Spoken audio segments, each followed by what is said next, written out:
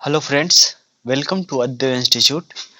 तो आज हम लोग बिहार बोर्ड क्लास 10th के लिए जो वैश्वीकरण चैप्टर है अर्थशास्त्र में, उसके 6 चैप्टर है ना, जो 6 चैप्टर है उसके ऑब्जेक्टिव क्वेश्चन को लेके आए। इससे पहले पांचों चैप्टर का ऑब्जेक्टिव डाला गया है ना। आप प्ले लिस्ट में जाके चेक कर सकते हो, पांचों चैप्टर का ऑब्जेक्टिव मिल जाएगा। और ये आज 6 चैप्टर है, इसके बाद एक लास्ट चैप्टर और बचेगा, उसको नेक्स्ट वीडियो में लेंगे, है ना। तो आज हम लोग देखते हैं वैश्वीकरण के बारे में।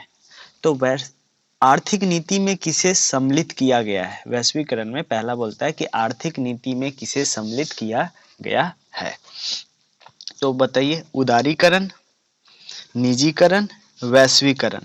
नाम से ही पता चल रहा है ऐसे, है ना। और उपर्युक्त सभी, उपर्युक्त सभी। तो क्या होगा ऑप्शन? आर्थिक नीति में किसे सम्मिलित किया गया है? उदारीकरण, निजीकरण और वैश्वीकरण, इसमें सभी हो जाएंगे इसके आंसर।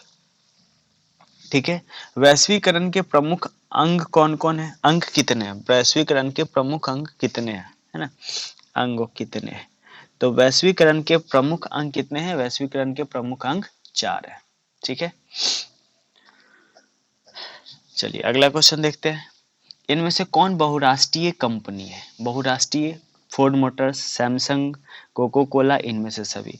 जो बहुराष्ट्रीय कंपनी है वो इनमें सभी है। बहुराष्ट्रीय कंपनी कौन है? एक मिनट, वैश्वीकरण के मुख्य अंक कितने हैं? 5 है। सॉरी, गलत हो गया था। वैश्वीकरण के मुख्य अंक कितने थे? 5। इनमें से कौन बहुराष्ट्रीय कंपनी है? Ford Motors, Samsung, Coca Cola, इनमें सभी। तो इनमें सभी हो जाएगा, है ना।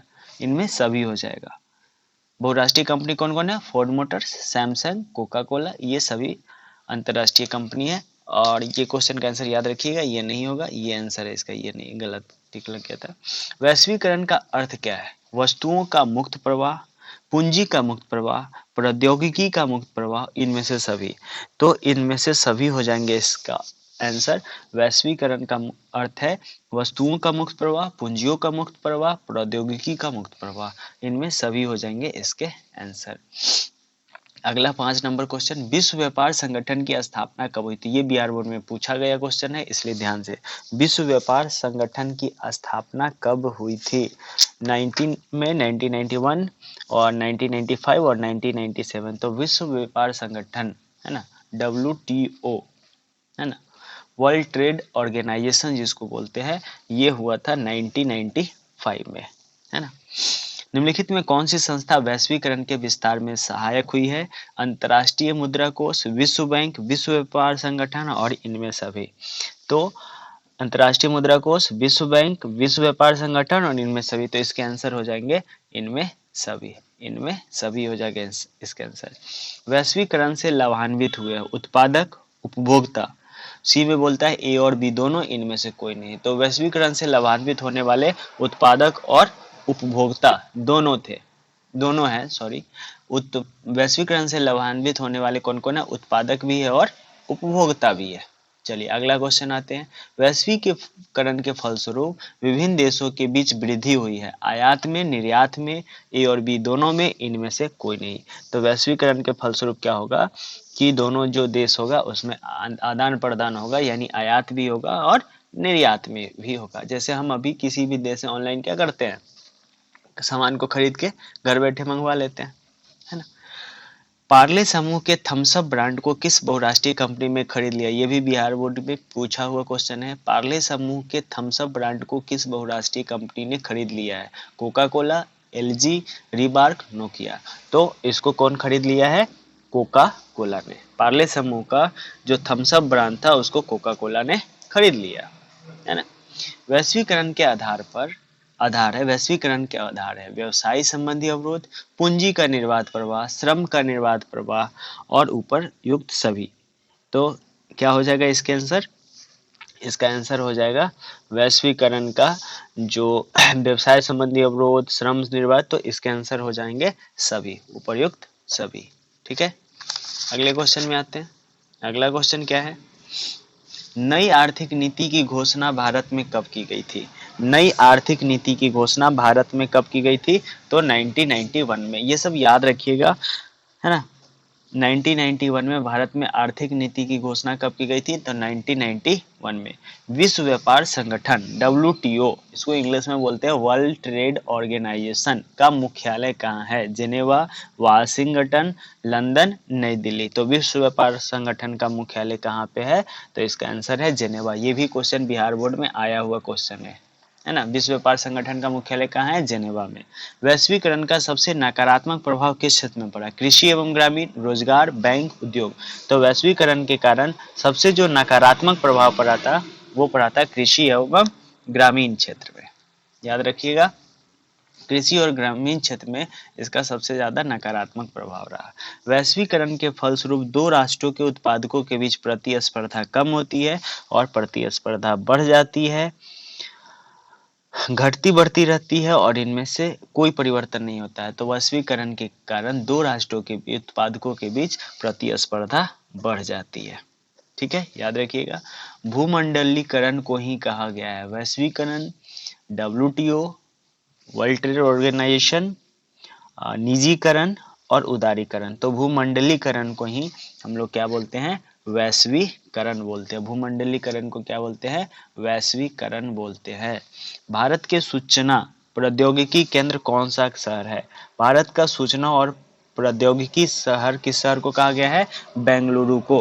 बेंगलुरु को भारत का सूचना और प्रौद्योगिकी केंद्र किस शहर को कहा गया है? कौन सा शहर है? तो बेंगलुरु। ठीक है, याद रखिएगा। वैश्वीकरण से भारत को क्या लाभ होने की संभावना है? कुशलता में वृद्धि, रोजगार के अवसरों में वृद्धि, उत्पादकता में वृद्धि, उपर्युक्त सही।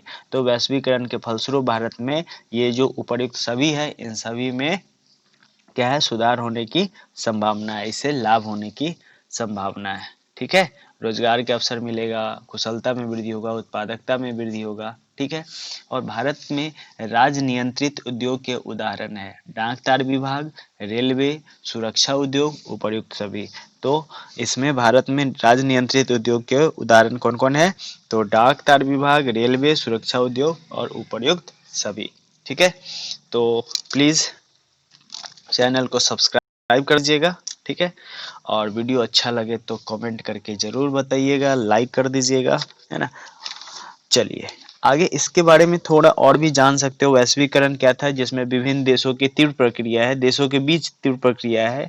यह अधिकाधिक विदेशी निवेश और विदेशी व्यापार के संभव हो पा रहा है ना। वैश्वीकरण से ये फायदा हुआ। कुछ की पॉइंट आपको बता दे रहे हैं।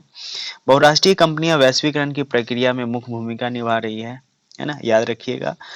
वैश्विक स्तर पर देशों के बीच उत्पादन को संगठित करने में प्रौद्योगिकी, विशेषकर सूचना प्रौद्योगिकी ने एक बड़ी भूमिका निभाई है। व्यापार और निवेश के उदारीकरण ने व्यापार और निवेश के अवरोधकों को घटाकर वैश्वीकरण को सुगम बना दिया है ना। इससे व्यापार आसान हो गया है। एक देश से दूसरे देश के बीच व्यापार आसानी से कर सकते हैं।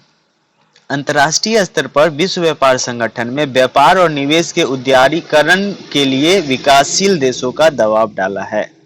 यह सच है कि वैश्वीकरण में धनी उपभोक्ता और कुशल, शिक्षित और धनी उत्पादक भी लाभान्वित हुए हैं। इसके कारण जो धनी उपभोक्ता है और कुशल है, शिक्षित है ना, धनी उत्पादक भी लाभान्वित हुए हैं। ठीक है, बहुराष्ट्रीय कंपनी ऐसी कंपनी जो एक से अधिक देशों में उत्पादन एवं नियंत्रण एवं स्वामित्व रखती है ना, ऐसे कंपनी को बहुराष्ट्रीय कंपनी कहते हैं। पूछा जा सकता है कि बहुराष्ट्रीय कंपनी से क्या समझते हो? तो वैसे कंपनी जो एक से अधिक देशों में उत्पादन एवं नियंत्रण एवं स्वामित्व रखती है उसे बहुराष्ट्रीय कंपनी कहते हैं। जैसे सैमसंग हो गया, कोका कोला हो गया, टाटा मोटर्स हो गया, इन्फोसिस हो गए, ये सारे बहुराष्ट्रीय कंपनियां हैं।